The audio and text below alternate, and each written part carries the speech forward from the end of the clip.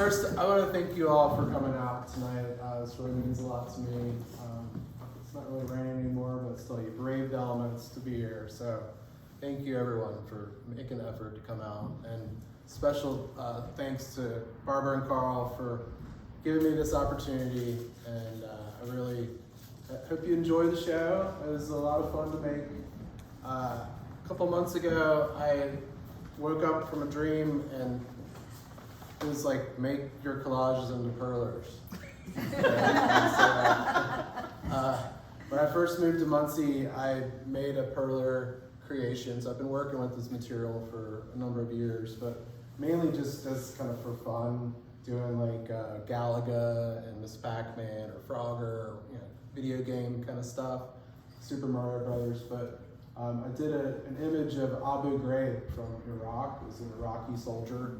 And I thought the innocence of the material as a child's material really worked well with the kind of horrific nature of the image that I saw. So I really like working with dialectical relationships. So I felt like that was a good fit there. So and a couple of years ago, I got back into doing collages. And I've always used the color copier for my collages. And I've been doing that for many, many years because I like using the computer to kind of get off the computer and using a sandwich process where it's analog, digital, back to analog, and then maybe to digital again. Kind of interested in the old way the graphic design was done with paste ups, and then you can use the computer today to kind of refine it and make it look better. But I was always interested in kind of working between these two disparate mediums. And so the collages, they come from old comic books. I try to use less subjective comics. I'm not using Superman or Batman comics. I'm kind of going for stuff that is from the 50s, 60s, and 70s. And I don't know if you guys know, but if you buy comic books from the 50s, 60s, and 70s that are in really good condition, they're quite expensive. So I'm looking for like the dollar comic book that's in really poor condition.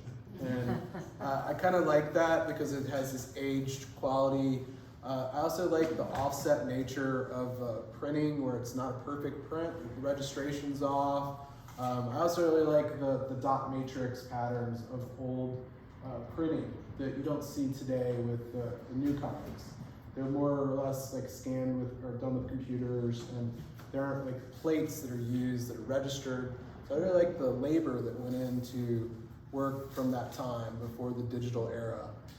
So that speaks to me, it gives it a certain aura, but I also like the misregistered comics that aren't perfect, that also kind of gives it a little bit more uniqueness than just something that's been mass produced over and over again. But these are also like relics of some commercial artist that's forgotten, that made this thing to make money, and it was just pulp, it was just spit out, for consumption.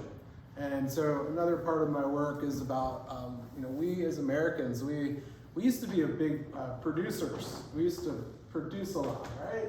Muncie was a factory town that had a lot of production.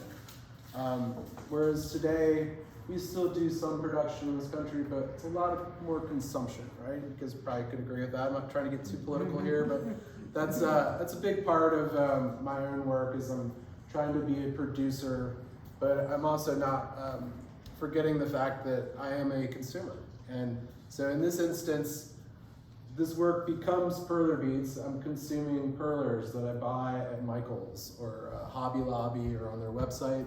I'm also going to FedEx Kinko's and using the copy machine and consuming paper to make these collages. So on my statement, it says paper or plastic, which you guys need to know about that when you're going to the grocery store or whatever. So I'm using paper and plastic again. And so I was talking about my process, but the collages were just kind of before I thought about making perlers. And I'd been doing perlers before, but I'm like, all right, I'm gonna make these collages into perlers. And so this one's like almost 15,000 beads. And I finished it a week and a half ago. And it was a lot of work. It was but it was fun, and I really like the vibrancy of the color. But I like the idea of taking something that is analog, like the collage, it's really small, and having the ability to scale it up to a much larger size. But instead of it just being scanned in and printed out by a printer, I'm producing it physically. It's almost like a painting in a way. I don't know what you would call it. You could also call it an assemblage, or it's a screen, because that's really what it embodies. And this is kind of a rejection of the pixel-based world that we are living in. It's the unreal or the hyperreal. And this is me trying to make something that's real. And the resonance of the color, that's something that is not really possible with the screen. And so I'm really kind of just keyed into the analog world and kind of restoring a sense of balance between this highly digitized screen world and this world of being intimate with your work. And I use a toothpick to put these perler beads in. And you can only do like probably 10 beads at once. And then I get some more, put them in my hand, put them on the toothpick, and roll it through. But I'm also doing like, a little bit of math with counting these beads. And I rediscovered how to calculate slopes. But I think I used that in like 4th grade math class. So the slopes of these, it can get tricky, right? The computer is not going to tell you exactly how to do it. It's just a guide to kind of approximate where you might be putting something. But then again, also the colors, I'll make a color choice that's not quite what the screen is looking like, but I'm like, this will probably look better doing it this way. So it's a lot of fun to kind of meditate on an image. And so this is the return back to analog from digital. The screen, the pixels on the computer, that's that process. So I'm going from a comic book that I find at a junk shop or a flea market, it's $1 or even cheaper. The cheaper the better, right? And then I'm making a conscious decision to go through the comic book and curate what I think could turn into a good collage. And then making copies, consuming paper, scaling it up, inverting the image, brightening the color of the copy, whatever. But having a stack of paper when I'm done that usually costs 70 cents a copy, so it costs money. And then making a collage that's even more of a refined choice, and then eventually spitting it back out into a digital photograph that then becomes part of a Photoshop filter that helps me with the perlers. So some of the ones that you see here are not made into perlers yet, but if anyone has an interest in one of them being made into one, I'd be happy to do that. I can commission you to do one, love to. But conceptually, this is so the subject of my collages. These are portraits. These are portraits of humans that are also synthesized with machines. And instead of rejecting this notion of humans and machinery, this is like the idea of the only way out is through. I'm not saying it's good or bad. I'm just saying this is it. This is what's going on. And this is kind of tracing the postmodern trajectory, where I don't talk on the phone very often to humans anymore, right? I probably get 20 calls a day from a robot. And the robot is like saying the same thing. It's something to do with Medicare that I'm not eligible for. And I'll get, and the person say, hey, you want this? I'm like, no. I'll say, no, I don't want it. And of course I'm brought to a human after that, even if I said no. And so there's no AI in this. I don't think this computer is really thinking too much. But then as soon as I get on the phone with this human that I'm trying to like, all right, I'm gonna tell them, please take me off your list. You keep calling me, I can't take this anymore. It's like all the time. As soon as I tell them, I'm like, take me off your list, click. They don't care. They're not gonna take me off their list. They're just gonna keep on harassing me. So there's a dehumanizing aspect of that. The human being that I'm talking to could care less that my life is being ruined by these phone calls. And they call me at 8 o'clock in the morning until 5 o'clock at least, every day.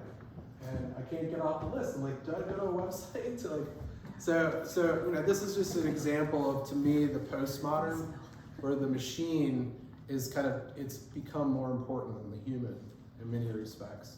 Whereas, you know what an earworm is, right? You hear a song and the song is stuck in your head. That's more of a modern thing, right? That's something that can happen in a modern sense, that you still have some control over, some agency over. I have no control over this computer calling me all the time. So in a way, the postmodern is, we're still in the modern world, right? We're still in the modern world, but we're becoming increasingly more and more in that trajectory of the postmodern. And so I'm trying to not say it's good or bad, I'm just saying, hey, this is what's going on.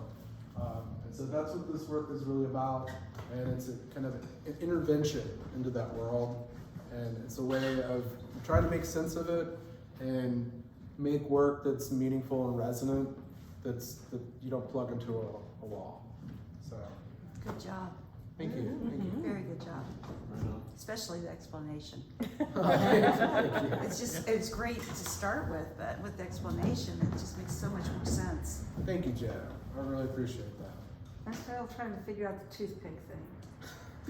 So you can go to Michael's and buy like an official perler pick, Well, right. Of course I'm not gonna do that. So yeah, I have like a toothpick that, And then you lay one down at a time? Hear from the toothpick. yeah, you just drop them in. You have the perlers on the toothpick, you just kind of drop them in. Sometimes I'll go like, here I have blue and white, so I'll just do blue, white under the toothpick, and just. How many times do you twitch and send it all flying?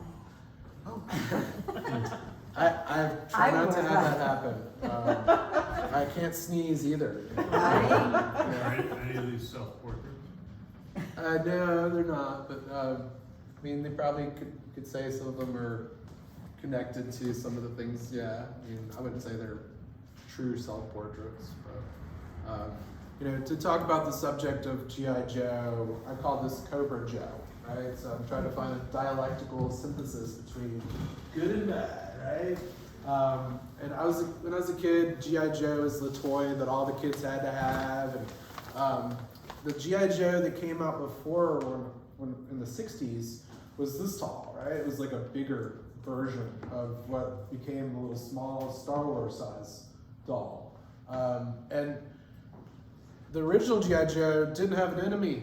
He was just G.I. Joe, right? You could get him as a scuba diver or whatever, some person that like had all these different roles in the military. But the new version had an enemy, and it was Cobra.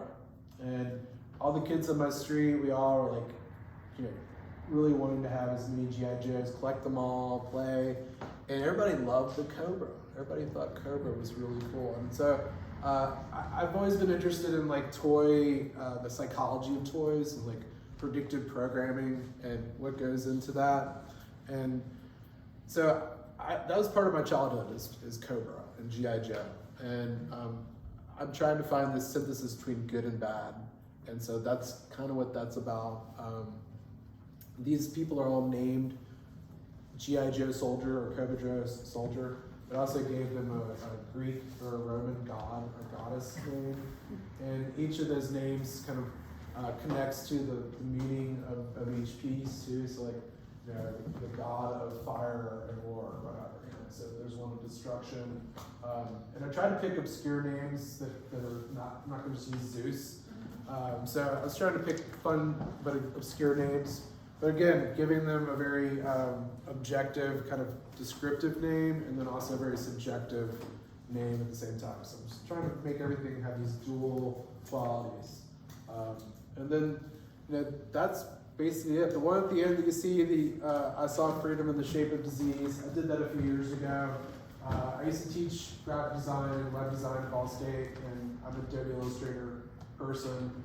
But I tried to not use Adobe Illustrator as much in my life because, this is fun. Like I'm using both hands. I'm not getting carpal tunnel syndrome. I'm not staring at a screen all the time. So, I've already mastered that program, so I didn't feel like I needed to do any more with it. So, but that's just one of my drawings. But in a way, that is a synopsis of my whole conception of the show. I think it still ties in, and so I'm trying not to be overtly political, but I also am not one of those persons that believes in either political party that they're serving the people. So I'm just like, let's find common ground. I love the sense of community that we have here in this arts community that Carl and Barbara have helped facilitate in a great way, and Betty and others. So, I appreciate the small town community feel that is here in Muncie. My Funsy show from 2017 was largely about that, was to embrace Muncie and make it as good of a place as possible to live.